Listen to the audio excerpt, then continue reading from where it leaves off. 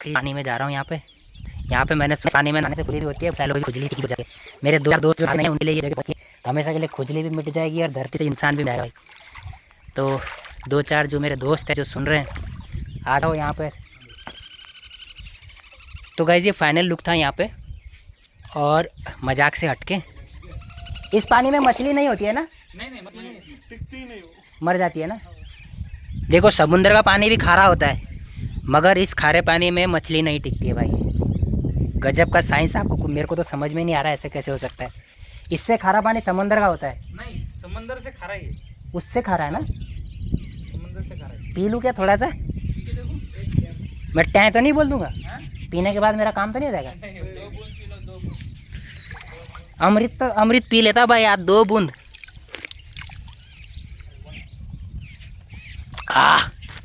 मेरा कनेक्शन भी हो गया भाई ब्रह्मांड से। ऐसा लग रहा है जैसे अपन को खारा गले में कभी खास हो जाती ना, तो वैसा वाला फील आ रहा है। ये लोग कह रहे थे भाई ये डूब जाता है पत्थर, यहाँ पे इतिहास रह गया हमारे सनातन का। ठीक है, ये जगह इतना महत्व रखती है हम लोगों के लिए। यहाँ पर ये जो बडेरे पक्षी है ये पानी तो पीते नहीं होंगे, इसका पीते भी होंगे तो बड़ा मुश्किल लग रहा है मुझे। जब मछलियाँ नहीं टिक रही है, समुंदर से खारा है ये ऐसा बोल रहे हैं, लेकिन मेरे को लगता है कि ये इतना खारा नहीं, मैंने पी के देखा है। अक्सर हम लोग देखते हैं कि जो जंगलों से आता पानी होता है वो मीठा होता है, तालाब जो मीठी होती है, मगर यहाँ पानी मीठा नहीं है।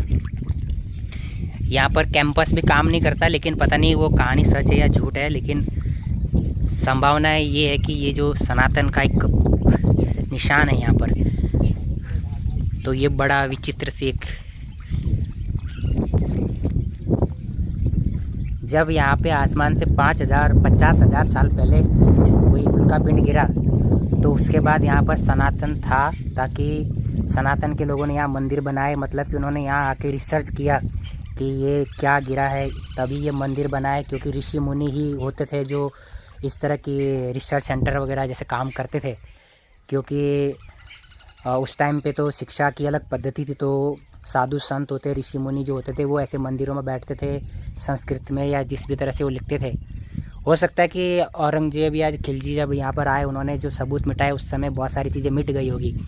लेकिन संभावना ये हो सकती है कि यहाँ की जो जानकारी है उनके पास होगी, क्योंकि 50,000 साल का इतिहास इस तालाब का है।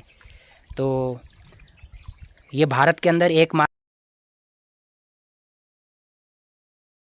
है। और इसके यहाँ का अगर आप एरिया देखो तो ऐसा लग रहा है कि पहाड़ वहाँ तक होंगे ऊपर तक, मगर जब वो इतनी पावर से नीचे गिरा होगा तो ये ज़मीन इतनी धंस भी गई होगी और कट भी गई है। और गहरा होगा अंदर, ऐसा नहीं कि ये इतना ही ऊपर अपने को दिख रहा है, ये थोड़ा और गहरा होगा। और अगर यहाँ पर रिसर्च और अच्छे से की जाए तो उल्का पिंड के कुछ पार्ट या उसके रिलेटेड कुछ अपने को चीज़ें भी मिल सकती है यहाँ पे। क्योंकि पानी खारा होने का मतलब ये हो सकता है कि जो मैग्नीशियम जो ऊपर से गिरा है उसके जो तत्व है वो इस पानी में मिलते हैं, और उसकी वजह से इसका ये पानी का टेस्ट बदलता है। और उसके बाद यहाँ पे 2020 में पानी बदल गया था ना? गुलाबी हो गया था 2020 में। यहाँ पे इस तरह से हो गया था कि पानी का रंग बदल गया था। इतने सारे समंदर है, कभी किसी का रंग नहीं बदलता है। यहाँ पानी का रंग बदलना मतलब हो सकता है कि कुछ नेचुरल एक्टिविटीज़ ऐसी हुई होगी कि यहाँ पानी का रंग बदल गया है। रासायनिक समझ सकते हो आप, उसमें हो सकता है कि कोई ऐसा रसायन हो, क्योंकि जाहिर सी बात है जो चीज़ बाहर के ब्रह्मांड से आई है उसकी एक अलग एनर्जी होगी।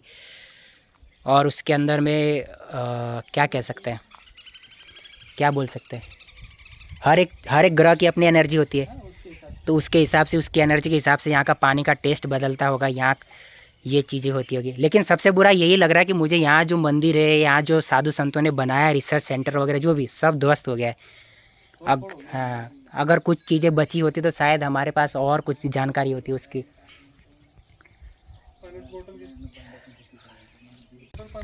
या 15 मंदिर है टोटल 15 है यहाँ पे। यहाँ तक तो 5-6 हो गए। हाँ 15 मंदिर। मतलब कि मैंने अभी पूरा नहीं घूमा, आगे थोड़ा रिस्क तो नहीं है, लेकिन रास्ता नहीं है, जा सकते थे अपन। कुल मिला के ये लगा लो कि इस पूरे एरिया को रिसर्च सेंटर की तरह यूज़ किया होगा पूर्वजों ने हमारे। फिर भी बड़ी विचित्र चीज़ है कि ये जो पक्षी है ये इसमें तैर रहा है और यहाँ मछली नहीं रह सकती है। वो ऊपर ऊपर तैर रहा है, मुझे नहीं लगता वो पानी पीता होगा, लेकिन फिर भी जंगली जानवर भी इस पानी को नहीं पीते होंगे क्योंकि इतना खारा है। मोर वगैरह जो दिख रहे हैं वो ऊपर, वो जंगलों में जो ऊपर से पानी इसमें आता है वो पीते होंगे, लेकिन ये पानी नहीं पीते होंगे गाइस।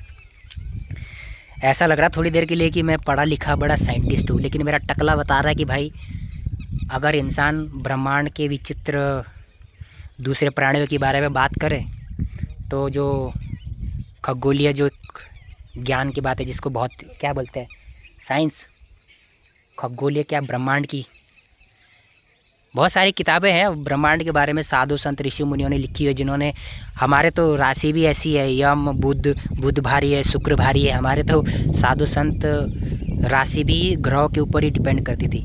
प्रभु श्री राम की तो जो राशि है उस पर तो पूरे नक्षत्र, पूरे ब्रह्मांड की दिशा का ज्ञान दिया गया है कि मतलब प्रभु श्री राम का जब जन्म हुआ था तब कौन सा ग्रह कहाँ था, कौन सी स्थिति क्या थी। तो जब इस तरह की ज्ञान की अपरंपार महिमा हो तो इस तालाब की जो व्याख्या, इस तालाब का जो ज्ञान था वो भी उचित होगा हमारे उस पर, हमारे साधु संतों के पास। तो हाँ, इस पानी में ये कह रहे हैं कि इस पानी में ज़्यादा देर रहना सही नहीं है क्योंकि ये पानी शरीर को एलर्जी करता है और ये नुकसान देता है। तो फाइनली भाई मेरे मन के अंदर जो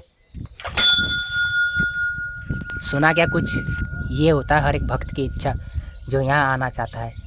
और मेरे पीछे देखो, यहाँ पानी इतना खारा है कि पेड़ सूख जा रहा है, ठीक है, बड़ा, आप देख रहे हो ये पेड़ जूना होगा, कितने साल का होगा, लेकिन खारे पानी की वजह से वो सूख जा रहा है। तो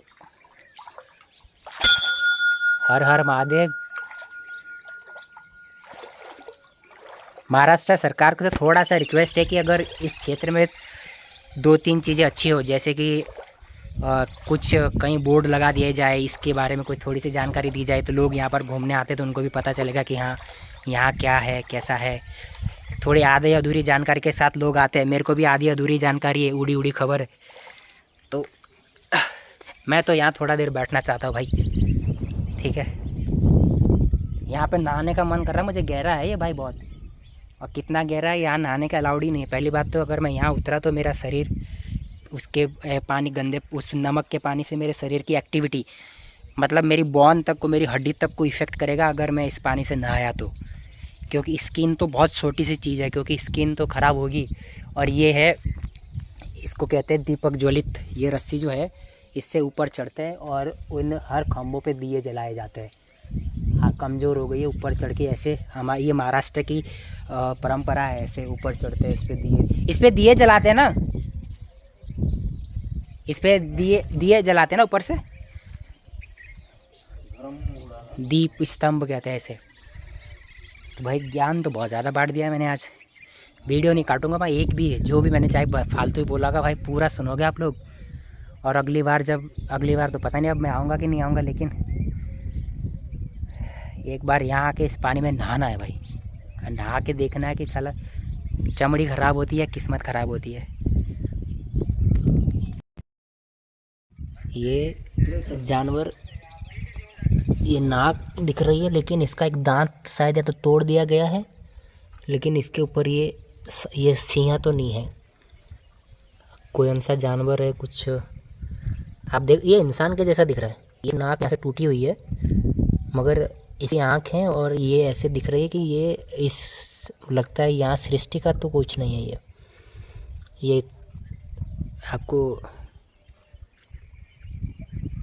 मुझे ऐसा लग रहा है कि एलियन या बाहर से आया कोई जानवर